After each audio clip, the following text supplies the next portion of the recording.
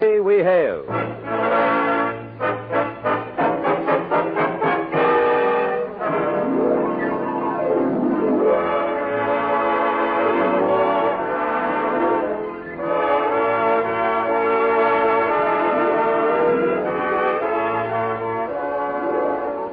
From New York City, where the American stage begins, here is another program with a cast of outstanding players. Public service time has been made available by this station for your Army and your Air Force to bring you season's greetings. Welcome again to Proudly We Hail. We're especially pleased to present our Christmas program, an original play entitled Keeping Faith.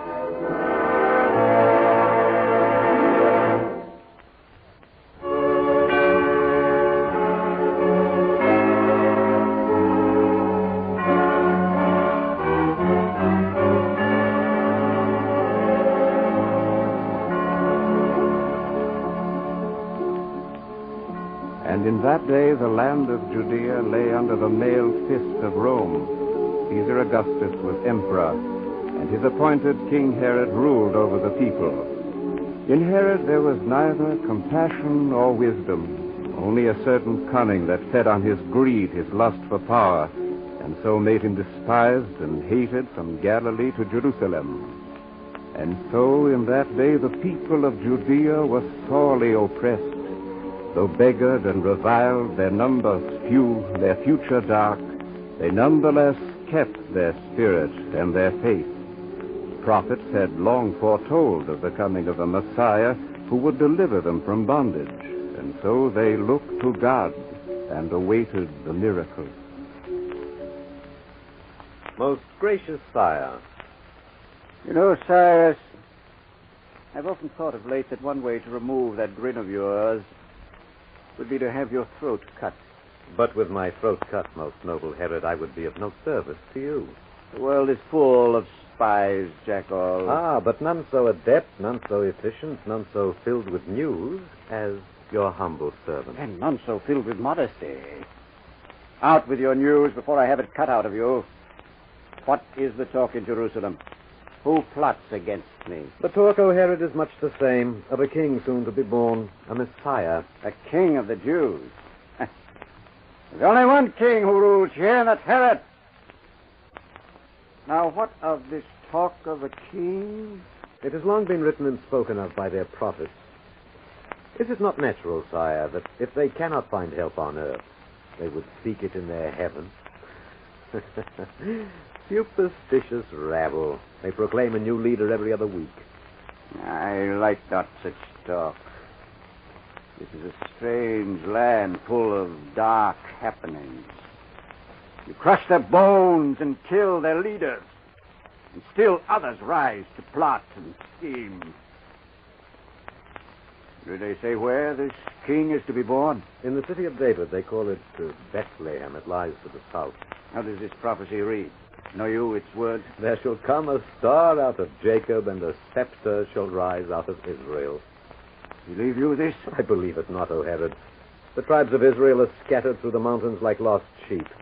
And from the remnant that dwells here in Judea, neither star nor scepter shall rise. The city of David, you say? When? Never, sire. Kings are made on earth. The gods watch over the upper world. Art sure, you spawn of Chaldea? It is so, my king.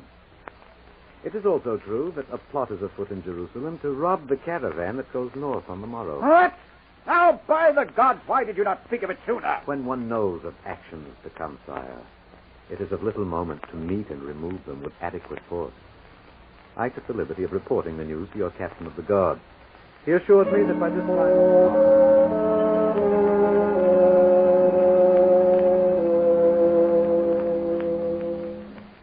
Why so troubled, my lord? Troubled? You speak not, you drink not, and the furrows in your brow run deep. Am I not pleasing to you? Alicia, goddess of Greece. Of all the women I've known, you're by far the most pleasing. I thank thee, my lord. But I must say you do not act like a man well pleased. And my displeasure is not caused by you, but by the fact that I must leave you. Leave me? Why for? For the fear of that fat-bellied, murderous, wild pig that sits on the throne of Israel. Here you speak so, Herod. A fitting description, don't you think? Does he not pay you well for your work? Aye. or I'd take my talents elsewhere. It's not money I lack. But now his ears are filled with the voices of his beloved subjects, and fear of what they say grows in his eagle heart. What is it they are saying, my lord? Oh, what they've been saying ever since they fell captive to Rome. That a Messiah is coming, a Christ, to free them. Rot. But how does this concern your having to leave me? By Herod's orders, I leave on the morrow for Bethlehem, where I shall sit and wait for this Savior. For it is there, according to the prophets, that he will be born. Herod believes such a thing? Herod fears. And when Herod fears, he believes. And to keep my head on my shoulders, I must do his bidding, no matter how inane or wasteful. I would not like your head, my lord, anywhere but on your shoulders. How long will you be gone from me? However long it takes me to convince him that his spy Cyrus knows whereof he speaks, and that the only emperor in the world is he who sits on the Roman throne.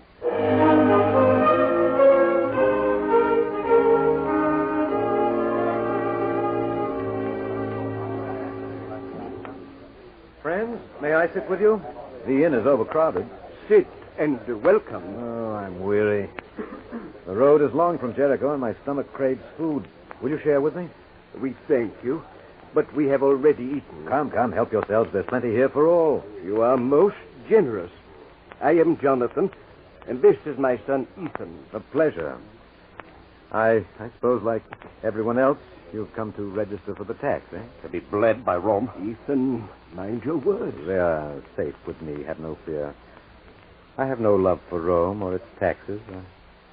I should enjoy feeding Herod to the lions. Be careful, sir. His spies are everywhere. I've no care for his spies. Here. Help yourselves to wine. Who are you, sir? Ethan, have you no manners? It is only fair he should ask.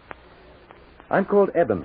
By trade a merchant, by inclination a brave man, by practice a coward, and by necessity a thief.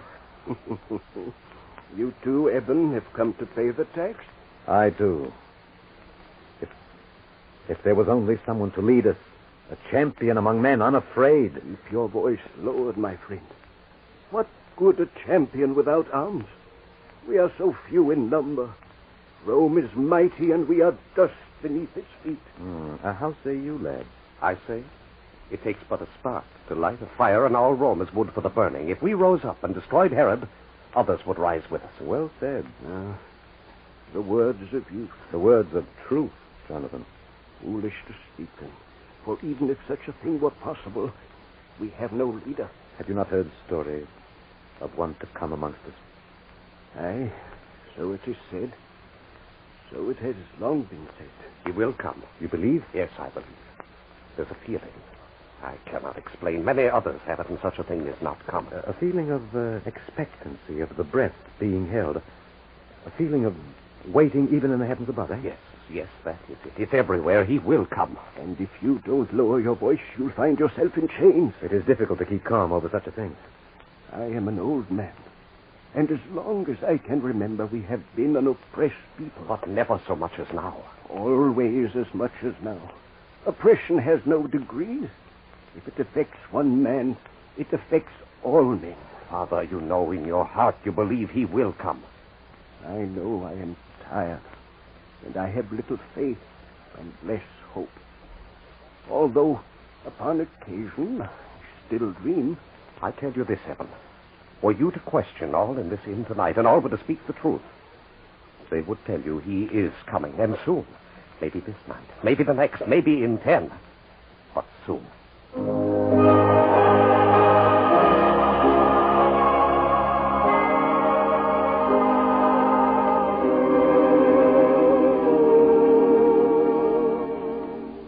It is good to stretch the legs a little before lying down to sleep. The night seems overly still. Shall we sit and rest a moment ere we return? As you like. Ethan, are there many like you in your village ready to fight should the time come? Not only in my village. We have formed a league with others close by. We number nearly 200. And who is your leader there? Zechariah. Ethan. What is it? Has no one ever told you that a silent tongue is a safe tongue? Yes, but you... I might see anyone. You never saw me before this night. And here you are, endangering the lives of your friends. How do you know I'm not one of Herod's spies? You? Oh, come now, Emma. Laugh, you young fool. But remember, if you're going to be a party to revolt, have the good sense to be a silent one. There are stars. Yet the night is dark. Heed my advice, Eve. No. Do not lecture me now. Have you ever known it to be so still? Yes. It was almost as though all creation was waiting. Perhaps we had better go back now. I don't understand. No, stay, my friend. There is naught to fear.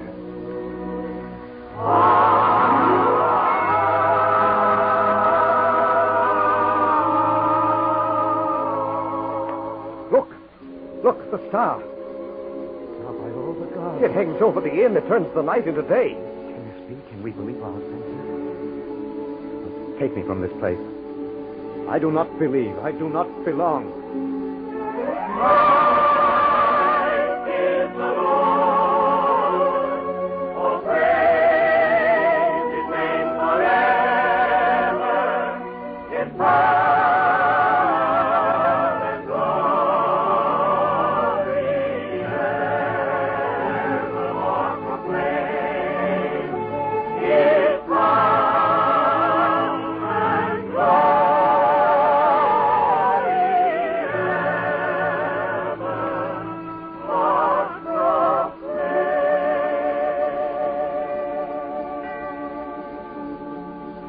But you act like a man possessed. What's come over you? Is there any need to go stumbling through the night as a star? Never was there such a star. It hung and shone forth like a great drop of silver fire. But don't you see? Hark. Others come. From the hills above. What do they hear at this hour? We'll soon find out. Oh, there! We mean you no harm. Who are you? What do you do here? Did you see the star? Yes. We saw it. Know you its meaning? Its true meaning? We know. Tell us, good shepherds, tell us. So be it. This night, as on all others, We were keeping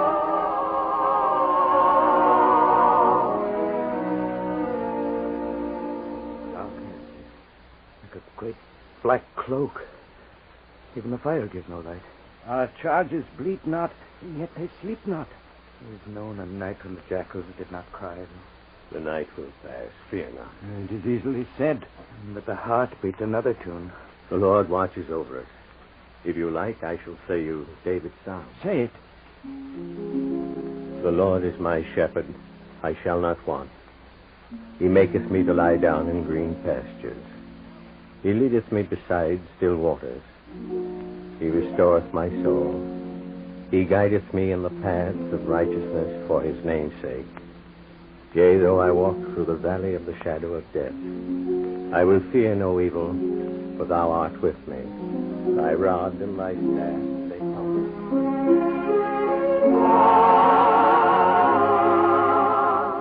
Your words are music in the heart of the weary. But the darkness is no less, and the darkness grows. And what is there in either to harm us? The light! The light! The Lord your name is my God! It came upon the midnight clear, that glorious song of old. Be not afraid, for behold, I bring you tidings of great joy, which shall be to all the people. For there is born to you this day in the city of David a Savior, who is Christ the Lord.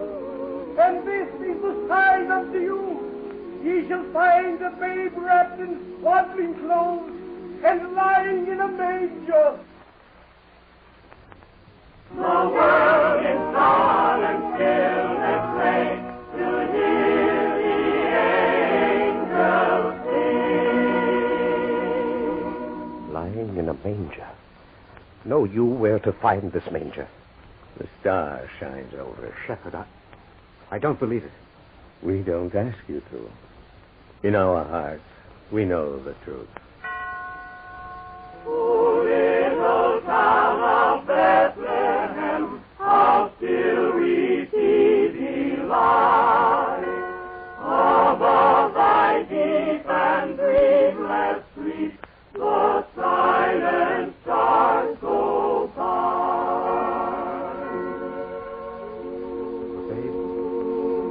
babe was wrapped in swaddling clothes. How could they know? They told us how they knew. Eben, you're a man of many words, but little faith. But it is beyond belief. Not mine. But they knelt and worshipped the child. Emmanuel, they called him. God with us. I don't understand. I do. Christ the Lord is born this night.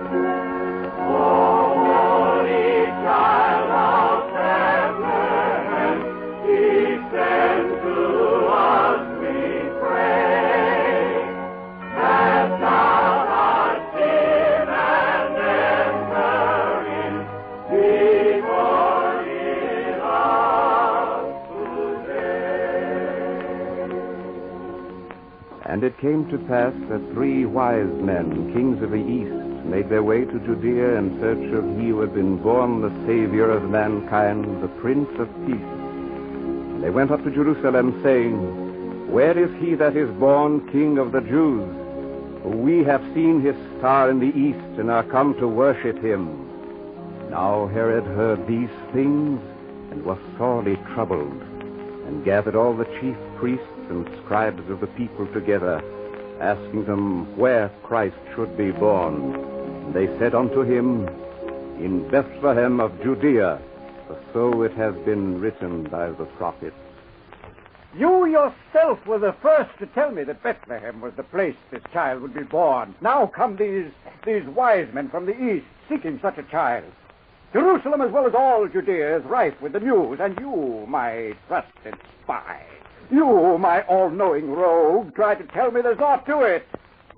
Well, speak up. Sire, their own chief priest told you the prophecy was nothing but ancient rumor, which intelligent men of Israel took no stock in. Don't tell me what I already know. You went to Bethlehem. You come back telling me it was crowded with those who had come to register for the census. Nothing more. And so it was, sire. And so it was, sire. Yet 5 other spies I sent also returned, telling me of babbling shepherds, of an old man named Simeon who died suddenly in the temple courtyard, proclaiming a son from God had been born, and of a night filled with strange light and voices singing from above. Sire, have I ever brought you information that was not correct to the letter? Have I not proven your most trusted agent? Your other spies are but dogs under your kingly feet, whom you must scatter and fling to the winds for all the good they bring you. I tell you, at the cost of my life, that there was nothing in Bethlehem but 5 drunken jackals who must think of strange tales to find favor with Herod. It's true, Cyrus, you're no ordinary rogue. In the past, you've served me well. I would not enjoy putting you to death unless I were sure you had broken faith with me. Go now and await my summons.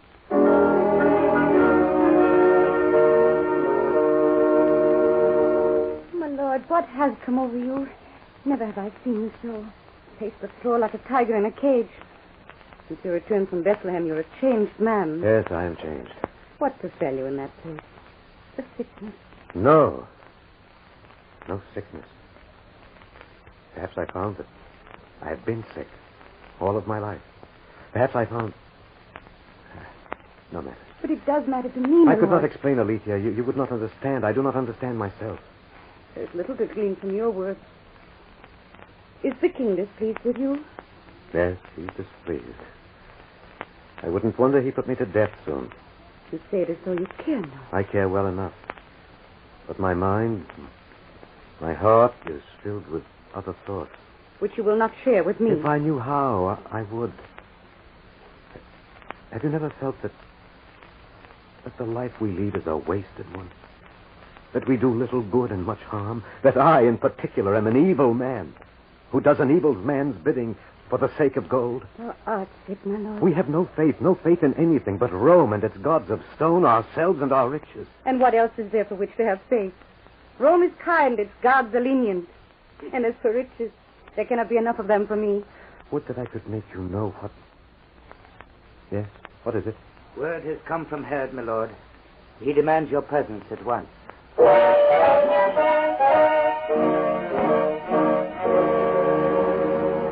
My court is most honored by your coming, O kings of the East. And we, in turn, Herod, are honored by your royal welcome.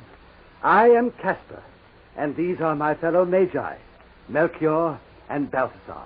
Sit you, noblemen. We are curious to know what brings you so far from your native kingdom. We follow a star.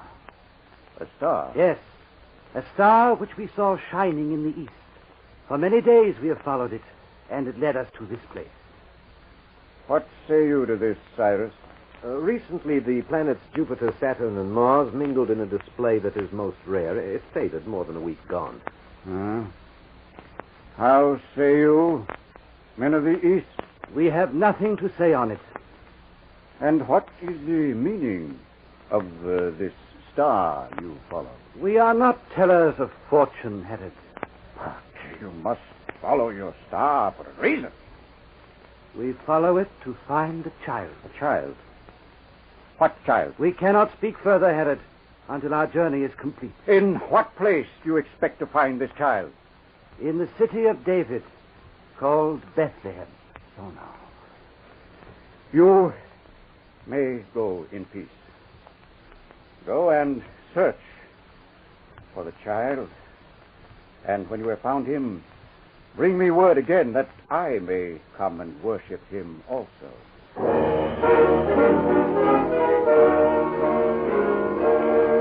Follow them. When they find the child, bring me word. Go now, the 5 of you. If you fail me in this, you all die. Be gone. Cyrus, come you here. Cyrus, attend me. Cyrus, what? He's gone and without my leave. I'll have him thrown to the lions for this. Guard! Guard!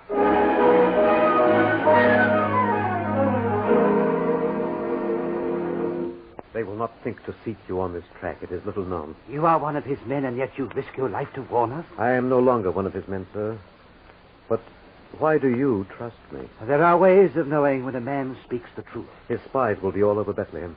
We shall trust to greater forces than those of Herod. In all things we have faith.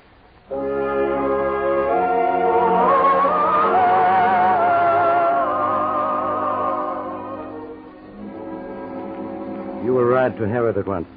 Tell him the kings of the East eluded us at first, but now we know where they stay. Ask him his wish, should they decide not to return to Jerusalem. And tell him we have seen no sign of the traitor Cyrus. Wouldn't it be better to keep your voice lowered? What matter? Who listens but that blind beggar who is likely deaf and witless in the bargain?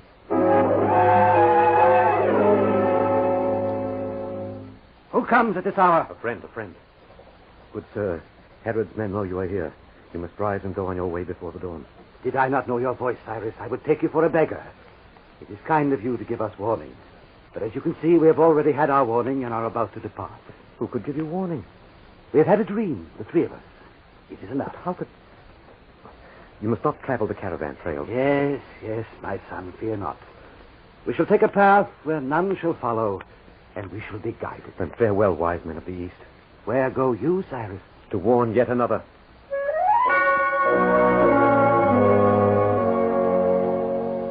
They're gone. But how could they know? Who told them? Did they dream as did the wise men? The world is full of miracles. And I have been as a blind man. And now what must I do? Flee this land, save my skin? Herod will be alive with anger. He will leave no stone unturned to find the child, to bring back the Magi, and to find me. To find me. To find me, that's it. I could distract them, lead them away, give them false trails, confound and confuse them. Oh, wonder of wonders. After a lifetime of waste and evil, I have found something good to do. And should I die in this, then I die well. I die for a cause so great, so wondrous, that it is beyond all knowing. For this time shall never die. When Caesar is dust, and Rome forgotten, it will hang like a great burning star for all men to see. For all men to know. Hark the herald angels sing, glory to the newborn King. ladies and gentlemen, here speaking for the men and women of your armed services is Chaplain Colonel Robert J. Hearn, First Army Chaplain. I can't tell you what it means for me to be the spokesman for the men and women of our armed services and extend to you their best wishes for Christmas 1952. At this season, it seems to me that one of the important reasons for our feeling as we all do about our way of life is that here in our country, we can say Merry Christmas and mean it. I feel that Christmas has come to symbolize what we in our fighting forces stand for throughout the world. The men and women of our armed forces are serving and fighting to maintain the one great truth that the Christmas story must always emphasize, namely, that God's love for men has given to the lives of all men grandeur, dignity, and worth. May the peace and joy of which the angels sang on Bethlehem's starlit hills sing within your heart and within the hearts of men of good will everywhere this Christmas day.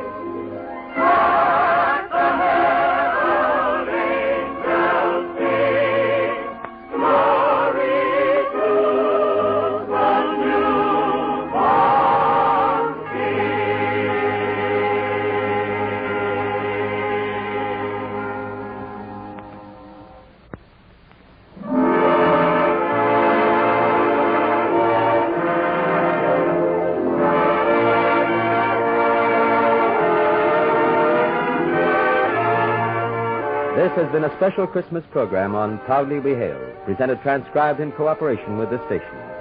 Proudly We Hail is produced by the Recruiting Publicity Bureau for the United States Army and United States Air Force Recruiting Service. This is Kenneth Banghart speaking and inviting you to tune in the same station next week for another interesting story on Proudly We Hail.